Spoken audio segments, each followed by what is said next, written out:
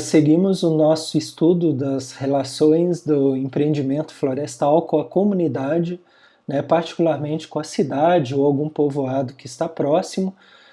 Nessa aula a gente vai falar especificamente sobre o FSC, mas muitas das coisas que a gente fala de um sistema acaba que vale para o outro, porque o assunto acaba sendo o mesmo, né? Então geralmente eu coloco pontos específicos que estão no padrão do sistema de certificação, mas invariavelmente o que vale para um acaba valendo para o outro também, tá? Então, da aula anterior eu tinha comentado aquela questão que o empreendimento florestal tem que tomar cuidado com a questão dos impactos, né? Os impactos da comunidade estar próximo.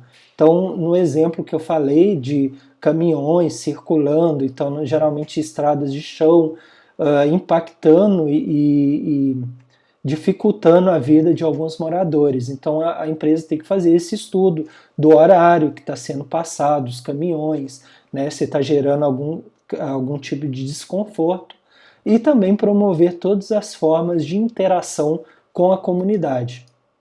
Então, o que diz o padrão FSC sobre essa parte das comunidades? Então, um dos requisitos do padrão FSC é que o manejo florestal seja socialmente benéfico, também considerando as partes interessadas externas à unidade manejada. Então, é o exemplo, um dos exemplos, né, que eu falei da questão do barulho, do trânsito, dos veículos, a questão também das palestras, da comunidade. Aí, quando tem a audiência pública antes até da certificação, colher as angústias ou questionamentos da comunidade. Então é comum também a comunidade levantar questionamentos a respeito, por exemplo, do plantio de eucalipto e que vai secar a água do município e que a empresa tem que dar uma resposta a isso, a questão da erosão. Então são vários questionamentos que surgem da comunidade, algumas vezes com uma certa razão, outras vezes por força de desconhecimento sobre o tema, e cabe à empresa dotada de profissionais técnicos que conheça aquela área, que ela possa fornecer as respostas e implementar as parcerias quando julgar necessária, e em alguns casos talvez seja possível, em outros talvez não. No caso específico do FSC, os critérios estão no princípio quarto, que é relações com a comunidade. Então, a organização deverá identificar as comunidades locais que possam afetar o manejo florestal ou que são afetadas por suas atividades. Então, a gente vê aqui uma estrada de chão, uma casinha simples, né, na zona rural.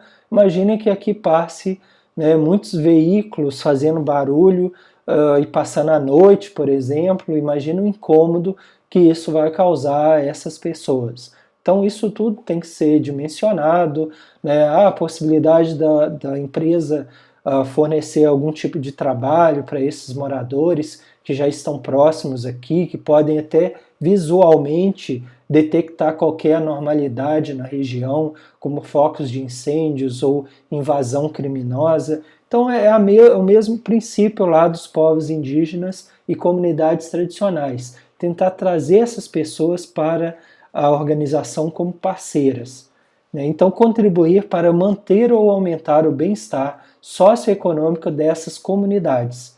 Em conjunto com essas comunidades, a organização deverá identificar os seus direitos de posse, né? Então ter uma conversa franca, um diálogo aberto, né? E mostrar o que a empresa pode oferecer para essa comunidade.